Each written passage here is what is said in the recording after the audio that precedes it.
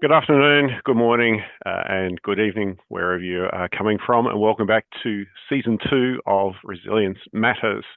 My name is John Richardson. I'm the Executive Director of the Australian Institute for Disaster Resilience, and I'm really delighted to be your host for this afternoon. Also, let's welcome us to the Lunar New Year and the Year of the Fire Horse. Ramadan Mubarak to those who are celebrating Ramadan, and being Ash Wednesday, a peaceful Lenten journey to you all. Also to acknowledge that 2 days ago is the 43rd anniversary of the Ash Wednesday bushfires, in which 75 people died across Victoria and New South Wales. So recognising that these are the things that drive us in what we do.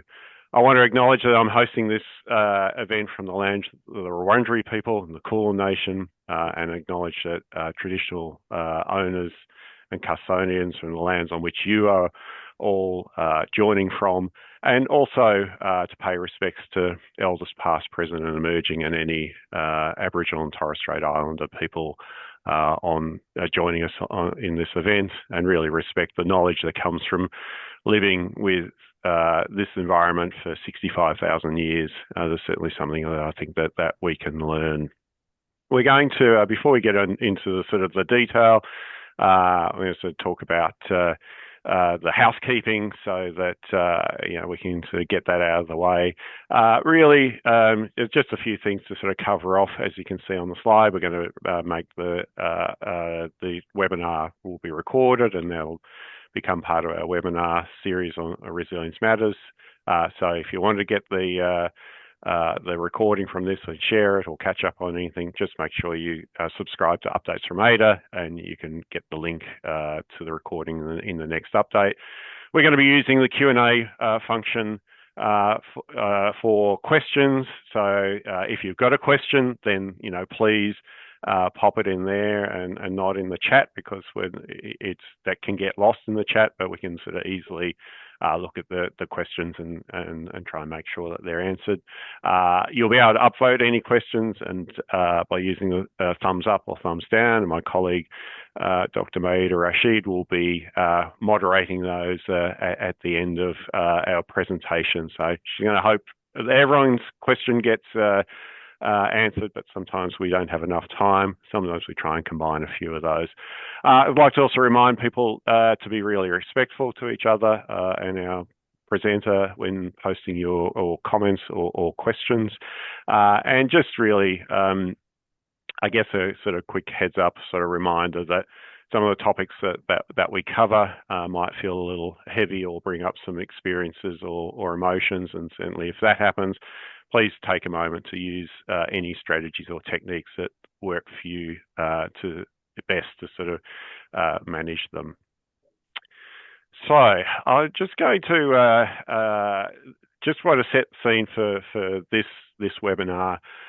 So the National Action 19 of the second National Action Plan of our Risk Reduction Framework talks about disaster management arrangements that are inclusive, networked and aligned, supported by meaningful partnerships.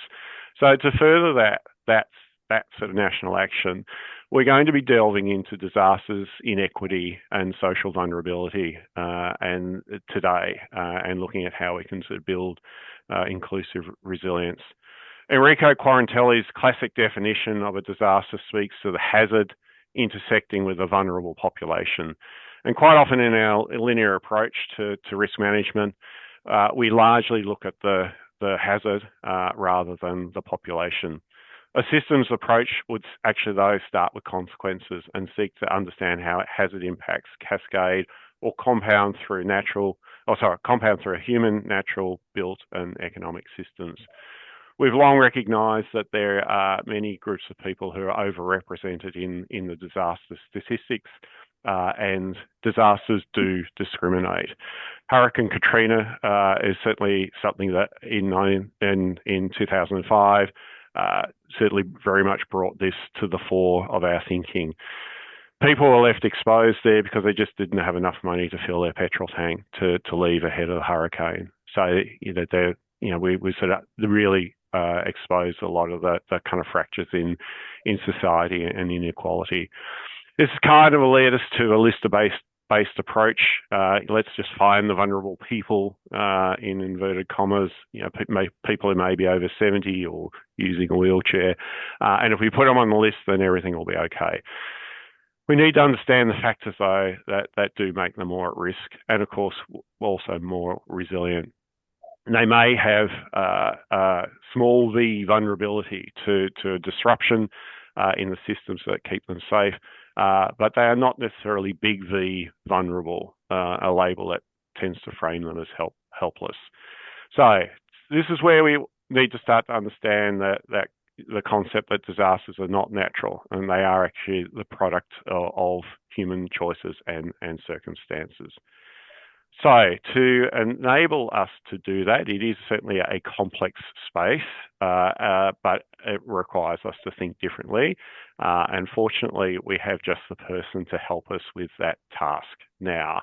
I'd like to welcome our speaker today, Bridget Tehan, who's a Senior Advisor for Humanitarian Diplomacy at Australian Red Cross.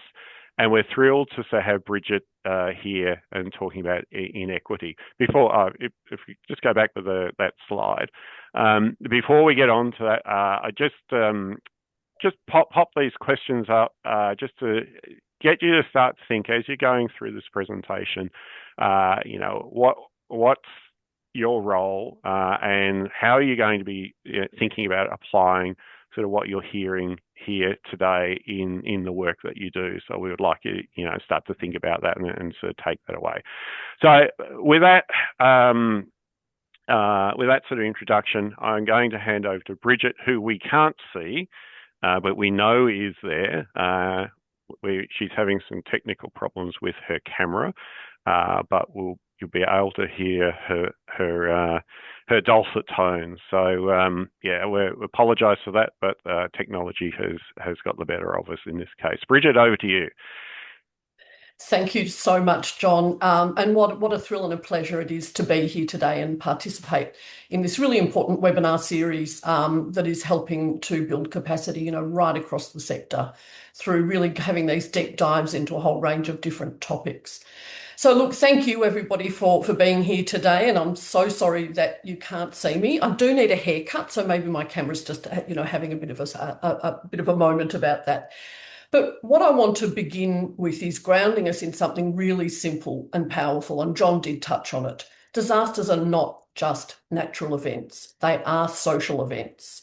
And hazards like bushfires, floods and heat waves don't impact everybody equally. They intersect with the inequalities that people already live with, whether that's poverty, disability, age, gender, language, health. And when those inequalities meet a disaster, the impacts become very uneven and sometimes profoundly so. So today I'm going to explore a bit about what that means before, during and after emergencies, what we can do with communities to build inclusive resilience. Because when we reduce social vulnerability, when we design for people, with people rather than for them, we save lives and we strengthen whole communities. Next slide, please. I'd also like to acknowledge Aboriginal and Torres Strait Islander peoples as the traditional owners and custodians of the lands upon which we meet, and as valued Australians. We pay respect to them, to their elders past and present, and those who come, for you hold the memories, the traditions, the culture and hopes of Aboriginal and Torres Strait Islander people across this country. Next slide, please. So we all know that Australia is highly exposed to natural hazards, and climate change is making these events more frequent, more intense and difficult to predict. In fact, the State of the Climate report shows we're facing more extreme heat, longer fire seasons and more intense heavy rainfall. And I'd really highlight that this summer has been an absolute showcase of that. It's also highlighting the risk of compounding events where hazards occur together or in sequence. We know that the economic losses from these events are huge, but the greatest impacts are social. Loss, grief, trauma, displacement, long recovery times, increasing pressure on governments and the organisations that work with communities on a daily basis. And as John said, we often call disasters natural, but that phrasing hides something important, that while a natural hazard, like an earthquake or a storm, might occur naturally, the resulting disaster is largely caused by human decisions, structural vulnerabilities, and social inequity. So two people can face the same hazard, but have a vastly different outcome depending on a wide range of factors, such as their mobility, their health, their housing, their income, their language, and so forth. But the good news is we can change some of these factors. Next slide, please. Disadvantage in Australia takes many forms. Everyday determinants like health, housing quality, digital access, financial security, and social services all influence the trajectory of people's lives. And I'll just give a few examples. Indigenous Australians on average live 8 to 9 years less than non-Indigenous Australians and are more than 14 times more likely to be imprisoned. Almost 20% of Australians live with a disability, and many face discrimination, inaccessible infrastructure, and increased exposure to violence and neglect. If you're born female, you face a 1 in 3 risk of physical or sexual violence. Migrants, refugees, and asylum seekers report discrimination, very high discrimination rates, and while LGBTI plus communities experience significantly poorer mental health outcomes due to stigma, discrimination, and bullying. And of course, people don't live in these neat categories. People can hold multiple identities at once. So somebody may live in poverty and be part of the LGBTI plus community, or be an Indigenous person with a disability. And this concept of intersectionality reminds us that risks can overlap and compound. These are structural risks that people grapple with every day, and disasters expose them and intensify them. So poor housing, social isolation, disability, limited English, digital inclusion, all of these things can influence a person's ability to repair, respond, and recover. And for somebody that's already dealing with financial strain, illness, caring responsibilities, or isolation, a disaster can really tip everything over the edge. A community member once described this as a cascade of sorrows, one loss and difficulty laid on top of another. And we know that recovery doesn't end with the event, but it lasts for months or years. And for some families, they will never fully recover. Next slide, please. So I just want to touch a little bit on this before, during, and after. So before, in the preparedness space or the warning space, many people might receive a warning but can't act on it. They may not have the transport to evacuate. They may have limited English and not actually understand what's being asked of them. There may be digital exclusion and they actually don't receive the warnings through the app on their phones. There may be mobility issues. There may be a lack of trust in authorities. And these aren't individual failings by people. They're system gaps. During an emergency, of course, this is where small barriers can actually become life-threatening. Warnings that aren't translated, shelters that aren't accessible, people unable to leave because they rely on power for medical equipment.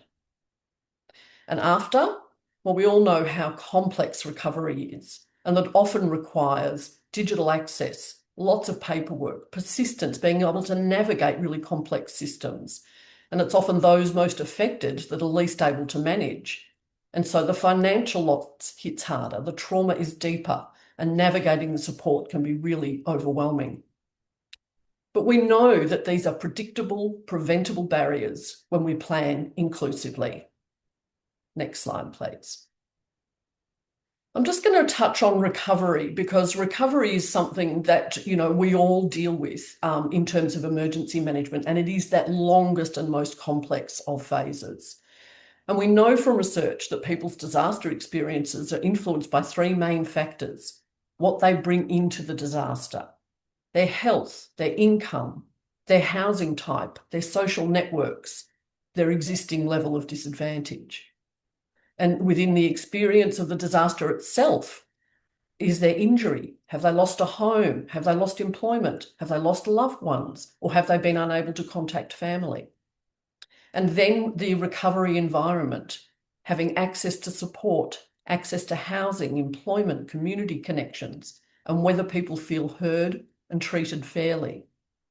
And if support feels inadequate at any stage of this, or it feels uneven or unfair, a perception of injustice can really strongly shape long-term recovery, and we certainly hear that through research. Next slide, please. So, why equity matters? Equity isn't a social extra. It's not a nice to have. It's actually a core risk reduction strategy. And research shows that disasters act like a lens. They reveal the inequalities that were already present in daily life. And even when the exposure appears equal, everybody's facing the same fire front and everybody's had the same level of rainfall, the outcomes are unequal because people bring very different levels of well-being, support, and resilience into the event. And time after time, disaster reviews show that some groups are disproportionately affected during emergencies. This includes First Nations people and communities, people living with a disability, culturally and linguistically diverse communities, older people, and people experiencing social or financial disadvantage. So in any way that we can reduce everyday disadvantage, we reduce disaster harm. And the most effective way to reduce disaster harm is to reduce everyday disadvantage. Better housing, income security, access to services, social connection, and social cohesion will all improve outcomes far more than any single emergency response measure. So equity saves lives and it reduces long-term recovery costs. Next slide, please. When we talk about disaster resilience, we're really looking at an all of society or whole of community approach. And the Sendai framework and the UN's midterm review both emphasise that resilience requires the full, equal and meaningful participation of groups who've historically been left out. And that includes women, older people, people with disabilities, migrants, Indigenous peoples and local communities. And the idea is that we can't design an effective emergency management system if we're only hearing from the most visible or most resourced groups. So how do we go about this? We can take an approach through access, equity, inclusion, and diversity. So access means making sure everyone can reach and use the information, infrastructure, services, and supports designed to keep them safe. So whether that's household planning, whether it's community level planning, whether it's council level planning, making sure that the people you're targeting can actually access it. And that includes accessibility for people with a disability, language access, digital access, and culturally safe communication. Equity means recognising that people start from different levels of risk and capacity. Treating everyone the same can actually deepen inequality, and equity focuses on removing systemic barriers and directing support where it'll have the biggest impact. So you may see things like in South Australia, the development of the People at Greater Risk framework, and that's a fantastic example of really honing in on that equity side of things. And inclusion. Inclusion means involving communities early, not at the end of the planning process. It's about co-design, sharing leadership, and genuine partnership with people who know themselves, who know their own risks and know their own strengths. And we do this really well when we engage local leaders, local groups that represent the people that we're trying to work with, whether it's a disability group, a mental health group, a multicultural network, or a First Nations-led community organisation. And then diversity. And diversity means really fully understanding and respecting the full spectrum of language, culture, age, gender, ability, and lived experience in a community. And when planning doesn't reflect community diversity, the system, the emergency management system that we build from that planning will always miss someone. So when access, equity, inclusion, and diversity are embedded into everyday systems, they reduce the likelihood that small, predictable barriers will become life-threatening in an emergency. And importantly, these inclusive approaches don't just support particular groups, they strengthen the entire community. Next slide, please. I'm going to touch a little bit on co-design. So co-design, I think, is one of the most effective ways we can ensure that emergency management works for people most affected by disasters. But it goes far beyond consultation. Consultation asks for feedback on a predetermined idea, whereas co-design genuinely shares knowledge, skills, ideas, power, and brings community into the design process from the start. Not only does that mean that whatever you produce is much more reflective of the people you're working with, but it also engenders much more ownership. If you've got people sitting in a room talking about emergency planning with you, they're much more likely to go away and take that through to their homes, to their families, to their friends and their communities. And of course, co-design is a process where people with lived experience help design the systems intended to keep them safe. And there are some key, I guess, best practice principles around co-design that I'd like to just go through now. So early involvement, and that really means including diverse community members at the very beginning. Again, if community input only happens at the end, the design's locked in and people can't meaningfully influence the outcome. Through early involvement, people can share what barriers they face. They can share the strengths they bring and how to work most effectively with their communities, and you get a much more effective product. Lived experience leadership is critical. This includes people with a disability, carers, multicultural community leaders, First Nations holders and others, people with disaster experience, people with lived experience of the disadvantaged. They bring insights that professionals often miss. And a set strengths-based approach is really central to good co-design. So rather than start with what communities lack, let's begin by what they've already got. It could be strong networks, deep cultural knowledge, lived experience, language skills, disability expertise, informal leadership, strong community connections. Communities aren't passive recipients of support. They're active agents with capabilities that are really essential for effective planning. And co-design works best when it amplifies these strengths and builds systems around them. Co-design should also recognise intersectionality, that people experience overlapping risks shaped by the various things that they're facing in their lives. Shared decision-making. This means that government, services and community partners make decisions together. That reduces blind spot and, importantly, increases trust. And we know how critical trust is for the emergency management sector. And this is especially true for groups that have been historically left out of emergency planning. It's also really important to ensure multiple participant pathways to ensure that engagement is accessible and ensures that the voices least heard are included. So you might hold an online webinar or a Zoom call like this one. You might have in-person groups. You might do outreach. You might have one-on-one interviews. You might actually go to an event or a festival and actually seek input from the people who are attending, using trusted connectors and using culturally safe processes. You need to provide options for people to participate. Resourcing participation is also best practice. It's really important that we recognise people's time and expertise, the fact that they're willing to give of their own knowledge and lived experience. And it's really important to pay them and recognise them in that way.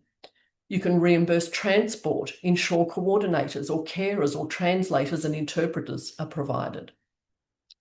And finally, co-design is continuous. It's not a single one-stop shop.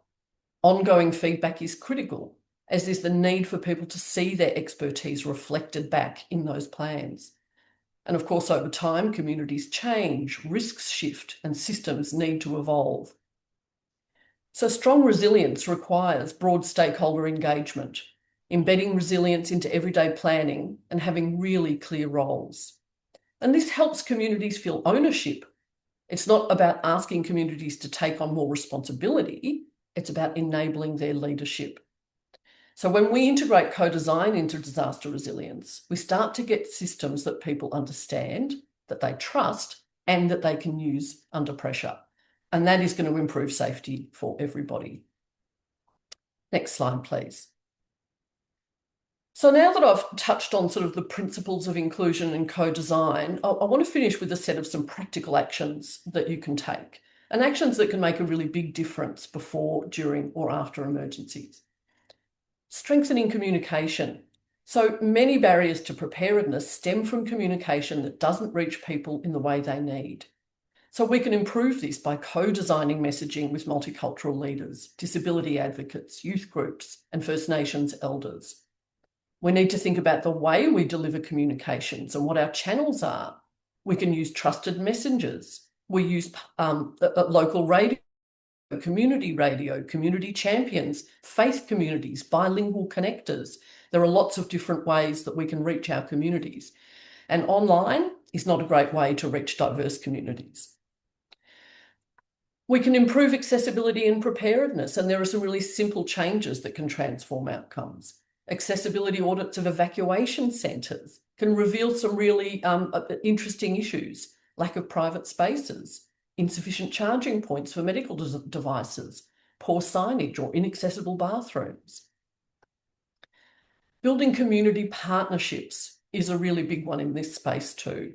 And we know that many of you have very strong relationships with local communities, social service and not-for-profits organisations. And these partnerships are a huge asset during emergencies. By working closely with disability groups or a migrant resource centre or a neighbourhood centre, you can help ensure that planning reflects real community need. And these organisations often have the trust and knowledge that government will never be able to replicate. Embedding resilience in everyday systems. Inclusive resilience isn't only something that sits within the emergency management responsibility. It's built through everyday decisions. For example, at a local government level, that might mean planning approvals, community infrastructure upgrades, library programs, customer service interactions. All of these things provide opportunities to identify who's doing it tough and who might need extra support. And so by embedding inclusive design and social equity considerations into your everyday work, you can start to reduce risk long before an emergency begins. And our final slide, please. So I'm going to close with one simple message. Equity saves lives. When we reduce everyday disadvantage, we reduce disaster harm.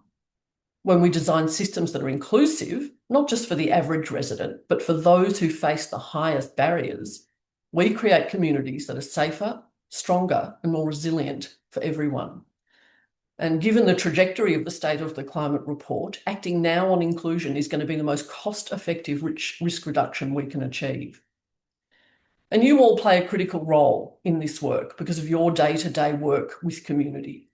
You know who's isolated. You might see who struggles with housing or digital access. You see who relies on services for support, for information, for connection. And local insight is what turns inclusive disaster resilience from theory into practice. And importantly, inclusive systems aren't created through big one-off projects. They're built through consistent, strengths-based choices embedded in everyday operations. Simple choices: improving signage in an evacuation centre, building partnerships with a disability or multicultural organisation, producing warnings in Braille or Auslan, encouraging community-led preparedness. We've seen some really amazing outcomes when partnering with communities, community leaders and community organisations. Outcomes like better warning uptake, safer evacuations, more effective recovery planning, and stronger trust between communities and government. So my call to action today is pretty simple. Choose a simple change that you can start immediately. It might be a co-designed warning message. It might be an accessibility audit. Maybe it's a meeting with a local disability or multicultural organisation. These small steps add up, and they really do work to prevent predictable harm. So thank you for the work that you all do and for the leadership that you all bring to your communities and to your organisations. And I think together with this lens of equity, access, inclusion and diversity, and thinking about co-design processes, we can ensure that nobody is left behind in emergencies. Thank you. Thanks, Bridget, for a fantastic overview and for delving into the challenges, but also the opportunities. I think, looking at and focusing on equity and really that message that it's not a nice to have. It is actually a right. And it's something we think about how would we ourselves want to be treated. So focusing on that. But then I think also looking at, again, bringing it together with a sort of practical focus and then that this is a good investment. And I think anything that we do in risk reduction, reducing harm and consequences is a really a good investment, so that people can get on and live the lives that they seek to live, sort of unencumbered by the impacts of disasters. And that's, I think, a big challenge for us across the sort of risk reduction system, but also how we frame disasters. So I'm going to kind of sort of step into the background now and hand over to Maida, who will sort of facilitate the questions. We've already got a few coming through, which is fantastic. So keep thinking about your questions and pop them up in the Q&A, and we'll work together to hopefully provide you with some good answers. So over to you, Maida. Thank you, Bridget, for a fantastic presentation. Those who don't know me, my name is Maida Rashid. I'm the Manager of Capability Development and Engagement at Australian Institute for Disaster Resilience. I will now turn to the Q&A to ask some of the top questions that have been coming through from the audience. So our first question from one of our participants who live in the regional rural areas and working in a state-based organization. They said they regularly face the problem where statewide programs are designed for something such as disaster preparedness, but the message, resources, or program isn't relevant or doesn't effectively reflect the vulnerable cohorts in their regional rural areas. How they can get people at high levels to recognize that co-design and adaptability of programs and projects can be optional. It's something that is needed or something we do with communities. Bridget. Thank you so much, Maida. I mean, I think the various disaster reviews and inquiries over the past 20 years or more have done a really good job at highlighting the additional risks that people facing disadvantage face in emergencies and disasters. And I think we've also got a problem where we have so many people playing roles across the emergency management sector, all the way from, at the federal level with NEMA, through to state-based responsibilities, down through to local council, and then across all of that, of course, you have emergency services and other organisations that are either playing in the resilience space or the recovery space, or providing relief services. And I think the thing about providing high-level, kind of state-level responses is that by its very nature, you have to try to reach everybody without being too nuanced. The problem is that the messages then become very, I don't want to say meaningless, but they become too high level to be meaningful for the people that they need to be reaching. And so I think it's a real combination of ensuring that we have as many players that recognise who they're wanting to talk to and be doing that at a local level. So much of emergency management, particularly at the local level, is around local relationships, trust building, networking, peer-to-peer support, and so forth. And I think if we can encourage that and actually build that from the ground up, that we might actually see that start to filter up into those broader, more high-level approaches.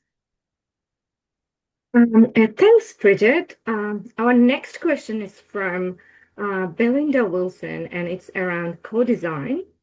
Belinda asks that co-design is such a great tool, but it can be hard at times to make this happen when there is no existing organized group to work with, or if the majority of the community doesn't believe that there is disaster risk that applies to them.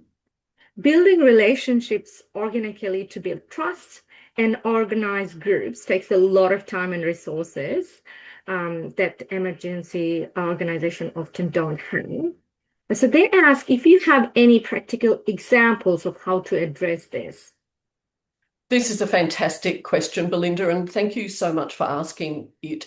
I think there's a couple of ways that this can be approached. So one is providing opportunities to bring your community together that's not focused on emergencies, but the work you do around emergencies is a byproduct of why you're bringing them together. So you might decide to have, a sausage sizzle day at the local community hall. Bring the community together, have some face painters, have your sausages, but also at the same time, invite along your emergency services and start a conversation organically with that community. So rather than expecting them to come to an emergency planning meeting, you create something else that has a community building focus to it, and that's going to have a great benefit in and of itself.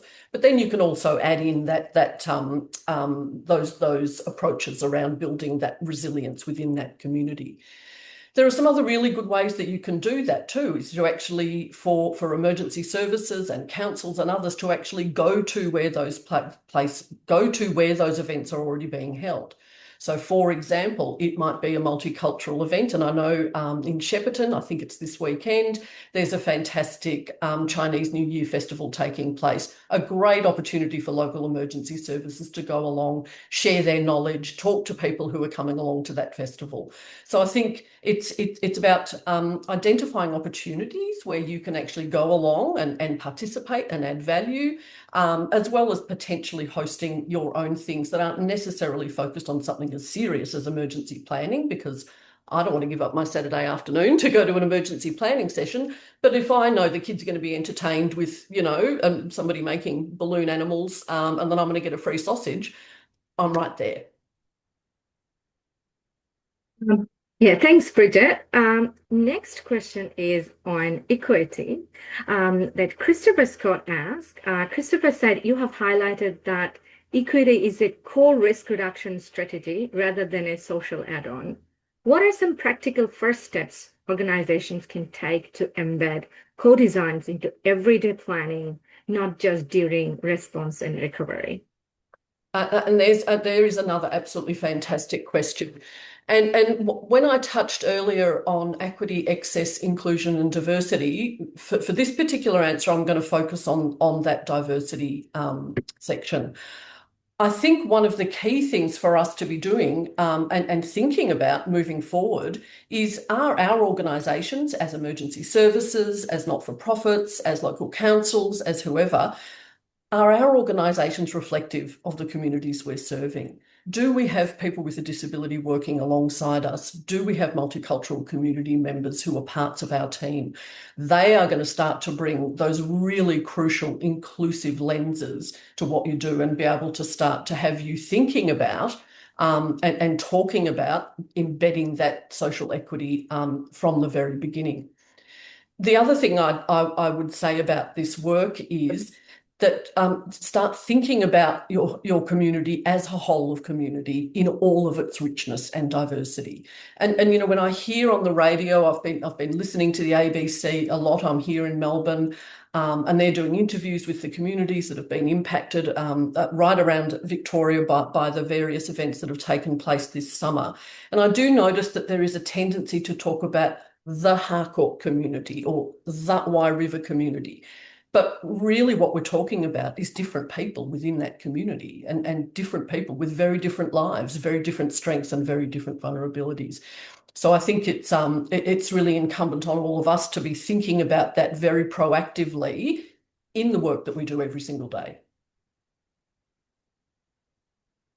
Thank you, Bridget. Next question is from Adam, who work in a flatprint community. And Adam asked, when working with organizations, the response is just the way it is. So what do we get better? How do they get better buy-in as extreme weather events are becoming more common? Yeah, another great question, Adam.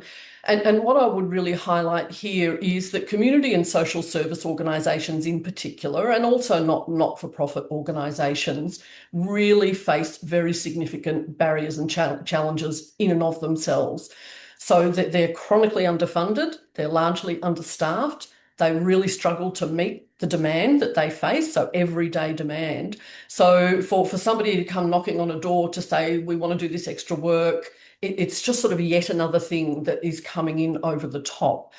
In terms of that word apathy, that's a really unfortunate word and an unfortunate experience that you're having. I think one of the ways that we can do this is really to continue to highlight recovery stories. So really continue to tell the story about when an event happens, what that impact actually is on a community and what it looks like. And I know there's a new film that's come out and is doing the rounds of Australia now, the new film from the Northern Rivers, Lismore Way, that really delves into what some of the impacts of that disaster are and really, really highlighting it. So I think, we do a lot of focus on preparedness, we do a lot of focus on response. Recovery takes a long time and it's not flashy. There aren't big flames sweeping up into the trees. There's not people in uniforms, fighting fires. It's a long, hard slog. It's slow and it's agonising and it's hard to translate that into something that is meaningful for organisations like the organisations that you've mentioned here, Adam. Thanks, Bridget. We got another brilliant questions from Kelly. So Kelly said, in Papua New Guinea, many of the factors that shape disaster risk, such as service access, infrastructure, health system, and social inequality, are closely linked to broader development challenge. So how can resilience programs be designed to genuinely integrate into DRR with long-term development priorities rather than treating them as separate agenda? Another great question, Kelly, and thank you so much. And one of the things that I've often reflected on is that the emergency management and disaster resilience sector has so many commonalities with the international NGO sector and the international development sector. There is so much, I think, that we can learn and take from the work that they do internationally to really to build equity, to build resilience within communities, let alone if a disaster comes, and really marry those in. So I think, we have the Sustainable Development Goals, we have the Sendai framework, we now have increasing risks as a result of climate change. And it really is time, certainly from a policy level, that we start thinking about how do we bring all of these things together so that we're not overlapping, so that we're not exposing gaps, so that we're not repeating ourselves where we don't need to. So to create a much more sort of effective and efficient system, if you like. Yeah, thanks, Bridget. So we have another questions where Joanna Gatton asked, who or what organizations take responsibility for stocking water, food, and bedding in community acknowledged disaster center, as well as maintaining freshness of such products in non-disaster times or readiness? Yeah, look, fantastic question. And we know that there's an extraordinary network of emergency relief organisations across Australia. So when I say emergency relief, that's not about emergencies and disasters. That's about people that are facing food insecurity, material deprivation, and that access these resources on a regular basis. So it might be a food hub, it might be a community kitchen and a garden program. It might be a centre that provides vouchers so that people can buy shoes for their kids in order for them to go to school. So we call that emergency relief. And there's a huge sector out there in Australia that supports people on a day-to-day basis with this work. They're very connected, they're very coordinated, they're highly skilled in terms of dealing with people who may have really complex and challenging problems. They also understand the referral network. So if somebody presents needing food, you know that behind them actually sits possibly a whole lot of other problems. It may be somebody fleeing family violence. It may be somebody who's a refugee or asylum seeker who is facing homelessness. And those emergency relief agencies and organisations are able to then provide referral services so that those people don't really fall through the cracks. Then there's the emergency, what we would call relief phase of disasters. And obviously then we have people that come in and provide food, water, bedding, and so forth. There are national and international standards that apply to those relief centres, and that is formal relief centres. But what we also know is that we get sort of pop-up relief centres that happen in or during or after an emergency. I live in an area that was impacted by the Longwood fires recently, and I saw my local youth group become a centre for dropping off food and material donations, and they did that simply out of their own goodwill and responding to the need within the community. And certainly there are considerations around safety, around access, around ensuring that those organisations are meeting their legal and regulatory obligations. But I don't think it's good practice to be shutting those kinds of initiatives down simply so that we can have the formal systems in place. Thanks, Bridget. Another comment that came from Tanya is that they said it's not good to have to reinvent the tools. And along with that, her question is, who are the providers working with communities around resilience, and where one can find Australian frameworks and case examples? That is a fantastic question, and I'd really reflect on the work of Australian Red Cross in this space. So Australian Red Cross has been doing personal household preparedness planning with people, as well as community level planning for many years. And our work is very much based on international best practice, on research from an Australian perspective. And so our work is very targeted to Australian communities. The other great thing is that because we work so closely with communities are able to tailor their plans to suit their risks and their hazards, their local circumstances, the community members that may need additional support, build on the strengths of those community members, build on that social connection and also social cohesion. There are a number of other organisations that are providing sort of similar services, and it's really interesting to see how much this has grown over the years. I think the 2009 bushfires here in Victoria, the Black Saturday bushfires, were a real catalyst for a lot of change across the emergency management sector, and I've really seen this shift to resilience and planning with communities and supporting communities since that time, and it's a great thing to see. Yeah, thanks, Bridget. And I can see there's a bit of conversation in the Q&A around the PCEP. So the questions that arise when it's a fantastic and amazing tools, but the length is often a significant barrier for participants completing, retaining, and recompleting.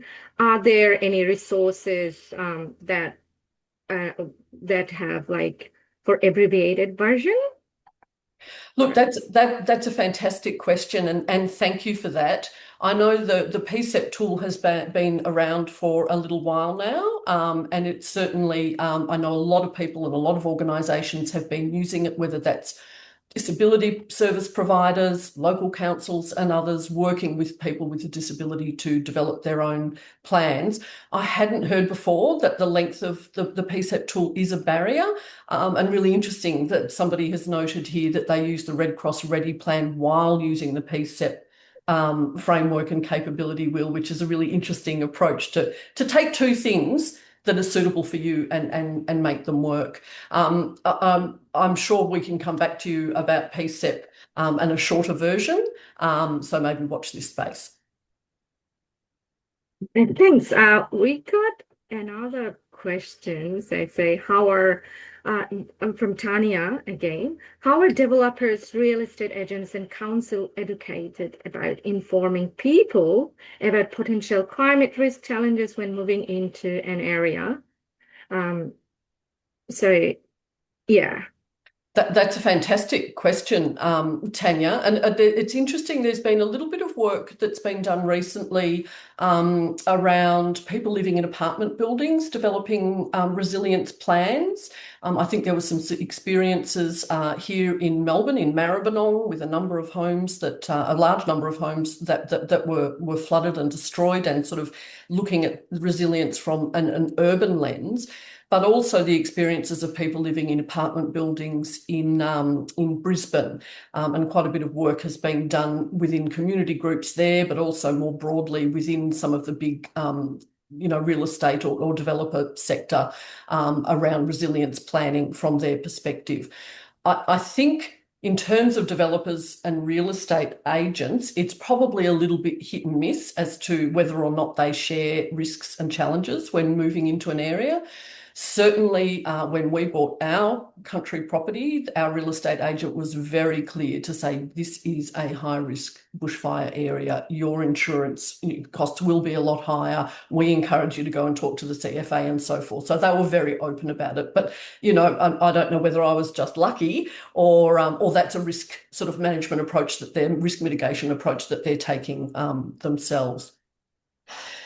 And again, I'd say councils probably vary. Many councils, I know when you move into an area, you'll receive a sort of an information pack from that council, and it'll provide you with all sorts of information, rates, roads and rubbish. But they'll also provide information on local services, on libraries, on swimming pools, and on emergency planning. But again, I don't know how consistent that is right across local governments across the country. Bridget, before we finish the Q&A, I have one question for you. So you spoke about co-design, and we know that it's very resource intensive. What does meaningful co-design require in practice, and what risks arise when organizations attempt it without adequate time, funding, and power sharing? Oh, yeah, fantastic question, Maida. And you're right, co-design is time intensive and it can be resource intensive. I think the risk is if you don't do it properly, you face the risk of your plan, your product being ineffective.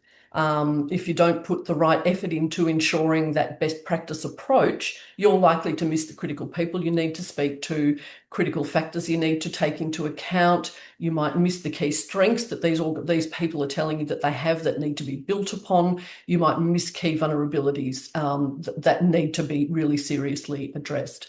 The other issue then is if these products or plans or processes aren't reflective of what people have been telling you and saying to you and sharing with you of their own volition, and really sharing of their own lived experience, that they're going to be ineffective and that they won't be owned by that community, and so therefore they'll have no traction. So they'll sit on a shelf, they'll gather dust, and they won't be any use.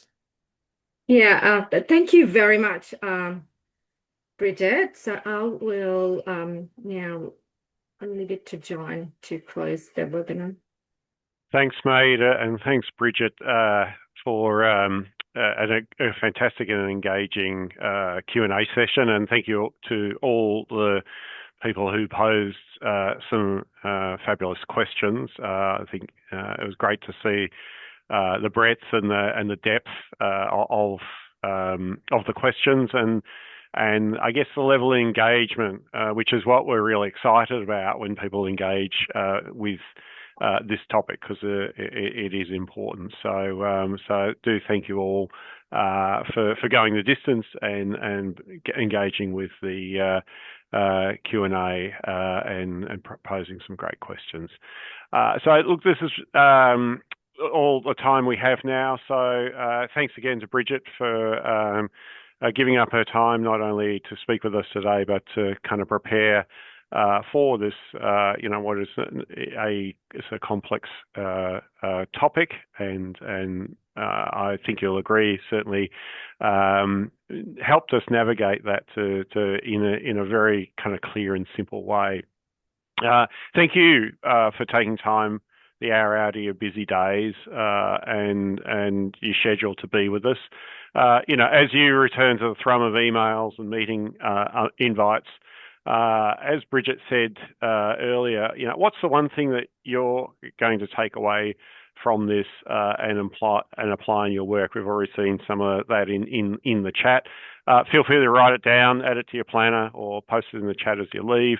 What's good going to look like in your context in 3 months from now if we were to come back and ask you, say, what have you done in that time? So have a think about that. What do you think you're going to need, and who do you think you're going to need to involve to make these sorts of any sorts of changes as you start to look in embedding social equity into the work that you're doing? So with that, it's just incumbent on me to a few thanks. Angela Draper and Charlotte Fell here behind the scenes, making all of this work and run smoothly. I'd like to acknowledge the support of the National Emergency Management Agency, who fund us and make it possible to bring these topics to you. Our next AIDR webinar is a special extended possibility lab, which is going to focus on collective trauma events and how do we plan for them. So that's on the 24th of February. Next week from 12 until 2:30. Registration link will be on the screen and in the chat. When you leave this call, you'll be taken to a short survey.